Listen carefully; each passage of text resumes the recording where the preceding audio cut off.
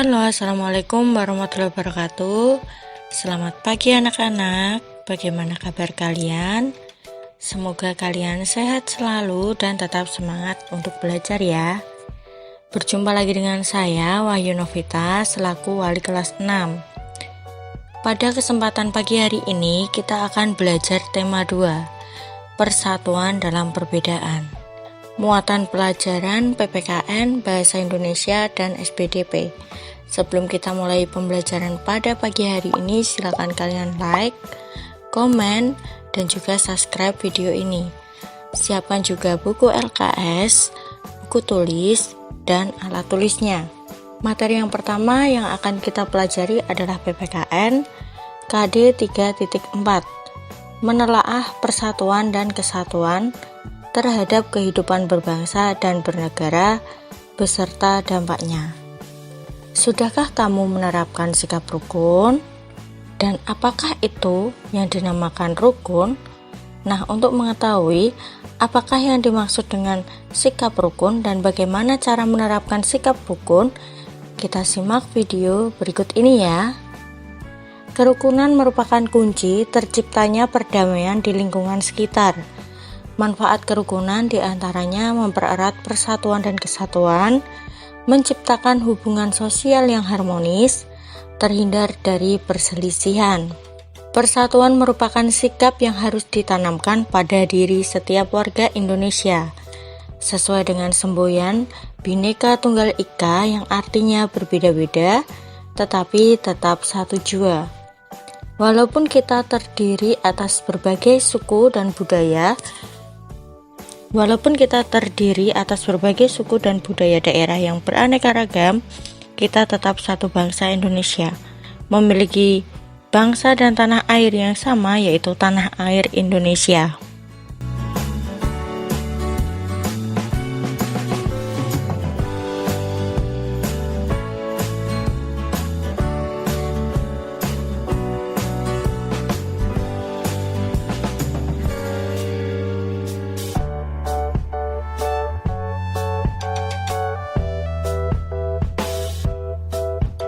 Manfaat persatuan dan kesatuan dalam kehidupan sehari-hari yaitu menciptakan suasana harmonis, tentram dan aman, menghindari perselisihan dan konflik, memperkuat kerukunan dan keakraban. Contoh sikap bekerja sama dalam perbedaan diantaranya bergotong royong membersihkan lingkungan walau berbeda agama maupun asal daerah. Bermain tanpa membeda-bedakan teman, membantu tetangga yang kesusahan tanpa memandang perbedaan yang ada.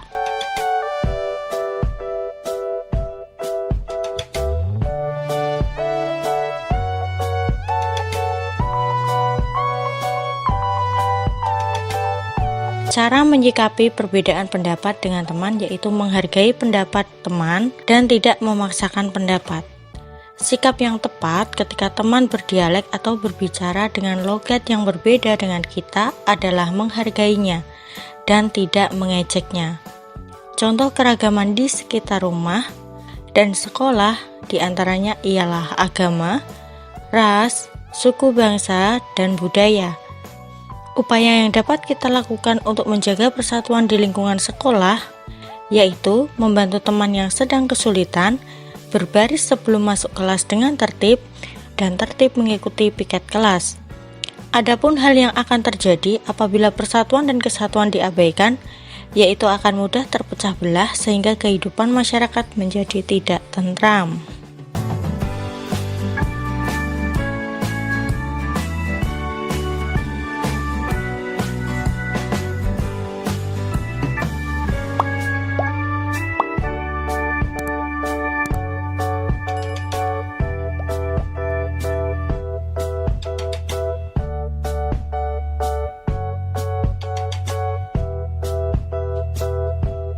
Materi yang selanjutnya yaitu Bahasa Indonesia KD 3.4, menggali informasi penting dari buku sejarah menggunakan aspek apa, di mana, kapan, siapa, mengapa, dan bagaimana. Tahukah kamu apa itu kata tanya? Dan apa sajakah macam serta fungsi kata tanya itu?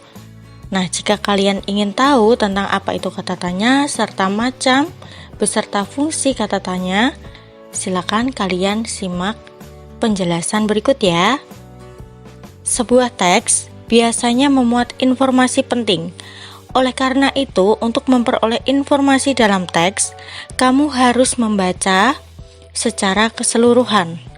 Kemudian, mencatat hal-hal penting atau pokok informasi dari teks dengan cara membuat pertanyaan-pertanyaan berdasarkan teks. Macam kata tanya dan fungsinya. Apa digunakan untuk menanyakan sesuatu atau hal? Siapa digunakan untuk menanyakan orang atau pelaku? Kapan digunakan untuk menanyakan waktu? Di mana digunakan untuk menanyakan tempat, dan bagaimana digunakan untuk menanyakan keadaan atau proses. Tujuan menyajikan informasi-informasi penting dari bacaan dalam peta pikiran adalah memudahkan kita untuk memahami dan mengingat isi bacaan.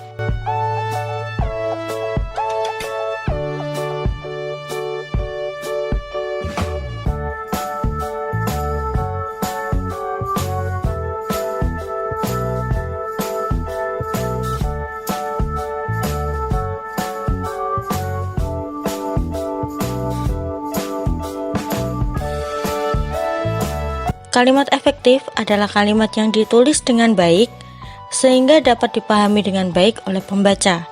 Ciri-ciri kalimat efektif diantaranya mempunyai unsur pokok penting berupa subjek dan predikat, mengacu pada ejaan yang berlaku, memperhatikan penghematan penggunaan kata, memperhatikan unsur kesepadanan. Tujuan kalimat efektif diantaranya menyampaikan informasi dengan tepat, sehingga pembaca memiliki pemahaman sama dengan apa yang hendak disampaikan penulis. Kata baku ialah kata yang sesuai dengan aturan maupun kaidah bahasa Indonesia yang bersumber dari Kamus Besar Bahasa Indonesia. Contoh, beraktivitas, skala, dan untung.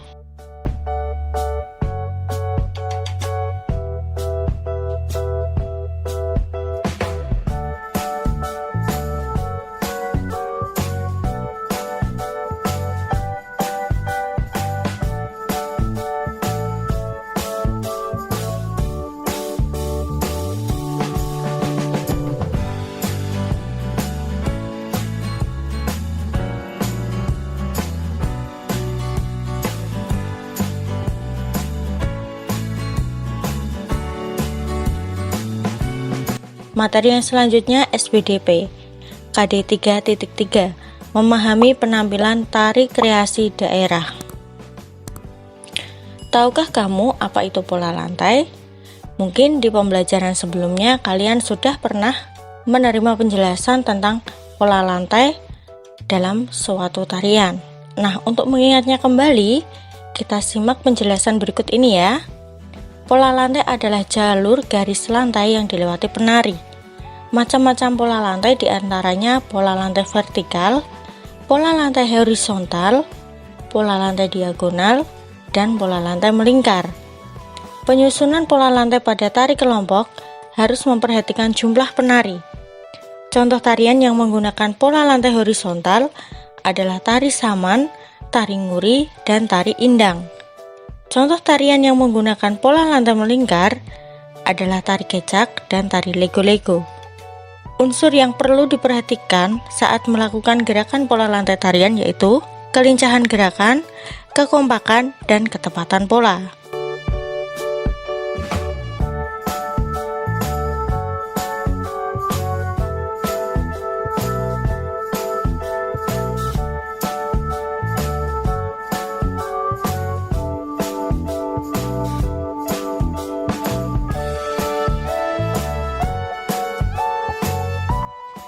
Berikut cuplikan tentang tari indang. Silakan kalian simak baik-baik ya.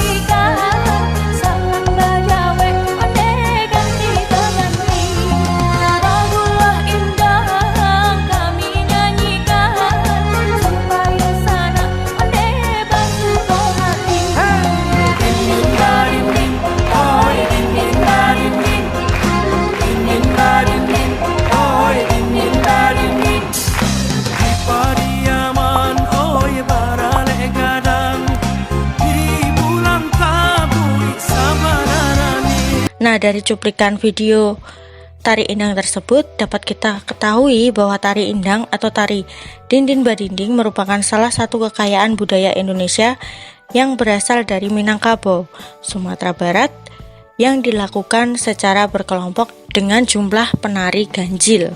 Properti yang digunakan diantaranya seperti rebana, tetapi berukuran kecil. Tari indang dapat melatih kedisiplinan karena saat melakukan tari indang harus berkonsentrasi penuh dan menjaga tempo agar tidak salah melakukan gerakan.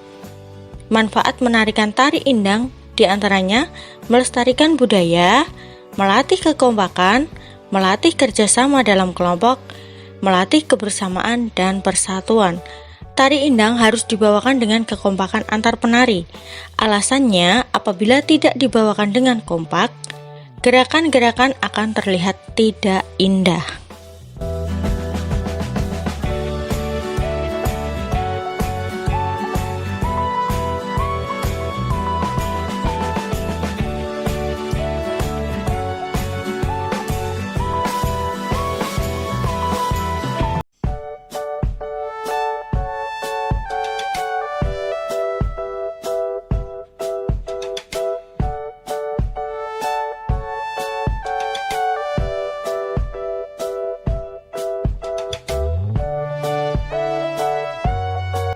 Cukup sekian penjelasan pada pagi hari ini. Silakan kalian tulis semua pertanyaan yang ada pada video, kemudian dikerjakan. Untuk pengumpulan tugas, silakan disimak info di Classroom maupun di grup WhatsApp. Cukup sekian pembelajaran daring pada hari ini. Sampai jumpa di pembelajaran berikutnya, dan wassalamualaikum warahmatullahi wabarakatuh.